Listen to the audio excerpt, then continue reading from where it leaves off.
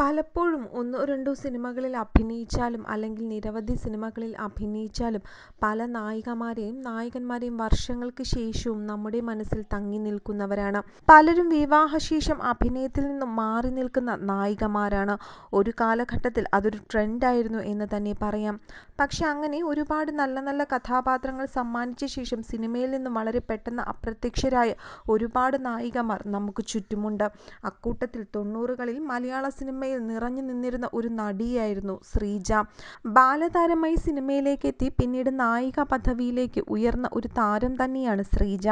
നാടക അഭിനേതാക്കളായ ശ്രീധരന്റെയും ഉഷയുടെയും മകളാണ് ശ്രീജ.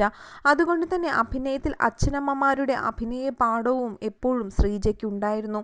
മോഹൻലാലിനൊപ്പമാണ് ശ്രീജ ഏറ്റവും കൂടുതൽ ശ്രദ്ധിക്കപ്പെട്ട വേഷം ചെയ്തിട്ടുള്ളതും.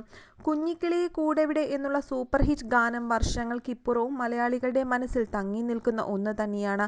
ആ ഗാനത്തിൽ നായികയായി എത്തിയ ശ്രീജയും മലയാളികളുടെ മനസ്സിൽ ഇന്നും ജീവിക്കുന്നു. സിനിമ ഇറങ്ങി 31 വർഷങ്ങൾ കഴിഞ്ഞെങ്കിലും മോഹൻലാൽ ആരാധകർക്ക് ഇന്നും പ്രിയപ്പെട്ട ഒരു സിനിമ തന്നെയാണ് ഇന്ദ്രജാലം. ഇതിലെ കുഞ്ഞിക്കിളി എന്നുള്ള പാട്ടും ആരാധകർക്ക് മറക്കുവാൻ കഴിയില്ല.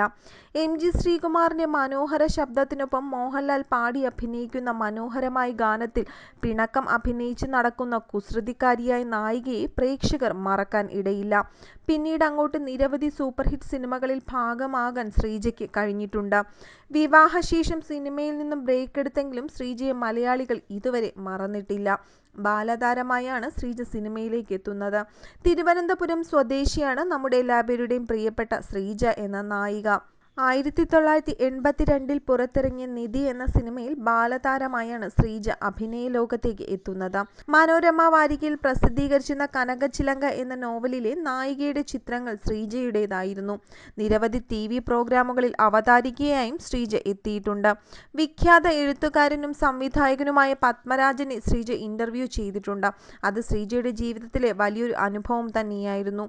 പിന്നീട് മമ്മൂട്ടി, മോഹൻലാൽ, കമലഹാസൻ, ജയറാം, സിദ്ദിഖ്, മുകേഷ് തുടങ്ങി പ്രമുഖ താരങ്ങൾക്കൊപ്പമെല്ലാം അഭിനയിക്കാനുള്ള ഭാഗ്യവും ശ്രീജയ്ക്ക് ലഭിച്ചിരുന്നു.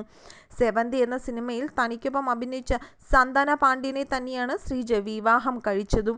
കുടുംബത്തോടൊപ്പം ഇപ്പോൾ ചെന്നൈയിലാണ് താരം താമസിക്കുന്നത്. ഇപ്പോൾ എല്ലാവർക്കും അറിയേണ്ടത് ശ്രീജ വീണ്ടും സിനിമയിലേക്ക് അല്ലെങ്കിൽ അഭിനയത്തിലേക്ക് തിരിച്ചെത്തുമോ എന്നുള്ള കാര്യം തന്നെയാണ്.